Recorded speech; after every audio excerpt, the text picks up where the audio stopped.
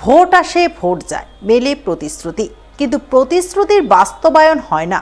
তাই স্বাধীনতার ৭৮ বছর পরেও কাঁচা মাটির রাস্তা দিয়ে চলাচল করতে বাধ্য হচ্ছেন পুরাতন মালদার ভাবুক অঞ্চলের মালকুড়ি এলাকার বাসিন্দারা।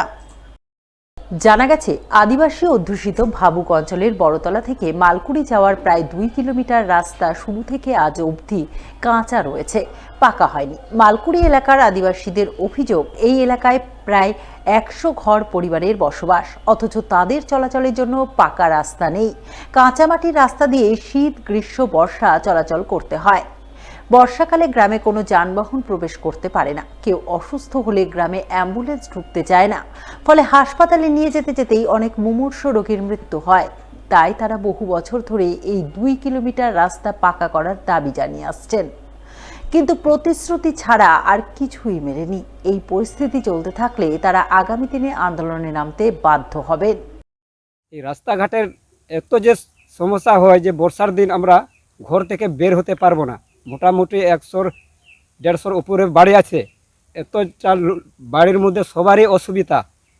এই সমস্যা হচ্ছে, আমার এই রাস্তাঘাটটা ভালো হোক, তারপর ভোট দেওয়া হবে। আমার এখানে মোটামুটি ১.৫-২ কিলোমিটার রাস্তা আছে।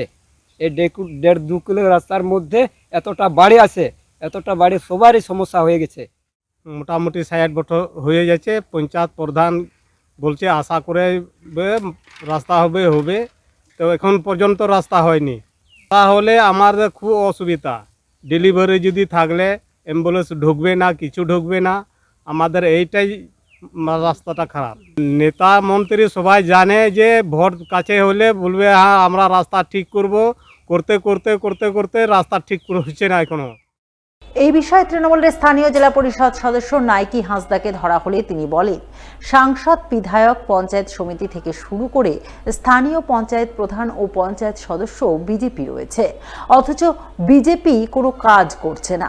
তাই আগামী দিনে রাজ্য সরকারের তরফে তিনি সেই রাস্তার কাজ করবেন।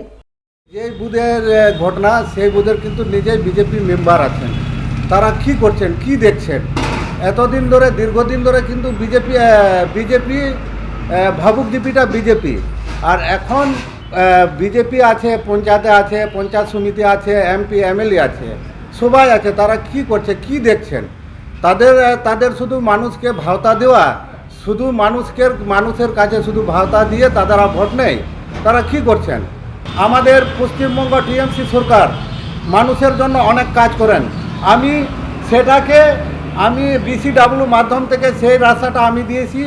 রাস্তাটাকে আমি তাড়াতাড়ি ইনকোয়ারি করে এপ্রুভ করে তার রাস্তা আমি তাড়াতাড়ি কাজ করার চেষ্টা করব। এই প্রসঙ্গে বিজেপি পরিচালিত পুরাতন মালদা পঞ্চায়েত সমিতির সভাপতি রুম্পা রাজবংশীকে ধরা হলে তিনি বলেন, ইতিমধ্যে পঞ্চায়েত সমিতির তরফে ওই রাস্তার প্রস্তাব পাঠানো হয়েছে। আশা করছেন দ্রুত প্রস্তাব পাস হবে এবং রাস্তার কাজ করতে পারবেন। ওখানকার রাস্তাটা খুবই বেহাল অবস্থায় পড়ে আছে। ওখানকার লোকের রাস্তার খুবই প্রয়োজন। তো আমরা ওখানকার মেম্বার আছে, ওর মারফতে আমরা পঞ্চায়েত সমিতির তরফ থেকে প্রপোজালটা পাঠিয়েছি। ওখানকার এলাকার লোক সিওমকেও ফোন করেছে। তো আমরা রাজ্য সরকার এবং জেলা পরিষদ যদি আমাদের টাকাটা বরাদ্দ করে, সেই মতে আমরা পঞ্চায়েত সমিতির তরফ থেকে রাস্তাটা টেন্ডার করব। তা দ্রুত যেন কাজটা শুরু করে তার আমি চেষ্টা রাখছি। এবার নিষিদ্ধ মাদক পাচার চক্রের পর্দা ফাঁস করল মালদার কালিয়াচক থানার গোপালগঞ্জ ফাঁড়ির পুলিশ। কয়েক লক্ষ টাকার নিষিদ্ধ মাদক ব্রাউন সুগার সহ গ্রেপ্তার করল এক মাদক পাচারকারীকে। পুলিশ সূত্রে জানা গেছে, ধৃত পাচারকারীর নাম নূর মোহাম্মদ, বাড়ি কালিয়াচকের করারি চাঁদপুর এলাকায়। শনিবার ভোরে সে কালিয়াচক থানার গোলাপগঞ্জ ফাঁড়ির অধীনস্থ বাবুরবোনা সারদহ এলাকায় সন্দেহজনকভাবে ঘোরাঘুরি করছিল। ওই সময় বিশেষ সূত্রে খবর পেয়ে গোলাপগঞ্জ ফাঁড়ির পুলিশ তাকে পাকড়াও করে। তল্লাশিতে ধৃতের হেফাজত থেকে উদ্ধার হয় ৪০৭ গ্রাম ব্রাউন সুগার, যার আনুমানিক মূল্য ৩৮ লক্ষ টাকা। ধৃত পাচারকারী বিপুল পরিমাণ মাদক কোথায় পেল, কোথায় নিয়ে যাচ্ছিল, এই সমস্ত নানান প্রশ্নের উত্তর জানতে এদিন ধৃতকে ১০ দিনের পুলিশি হেফাজত চেয়ে পেশ করা হয় মালদা জেলা আদালতে।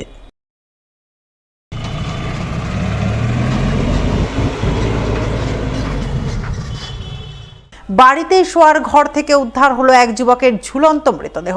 শনিবার সকালে এই ঘটনাকে ঘিরে জোর চাঞ্চল্য ছড়ালো মালদার কালিয়াচক থানার শেরশাহীর দক্ষিণ লক্ষ্মীপুর এলাকায়। জানা গেছে মৃত যুবকের নাম আশরাফ হোসেন, বয়স 24 বছর। বছর দেড়েক আগে তার বিয়ে হয়েছিল।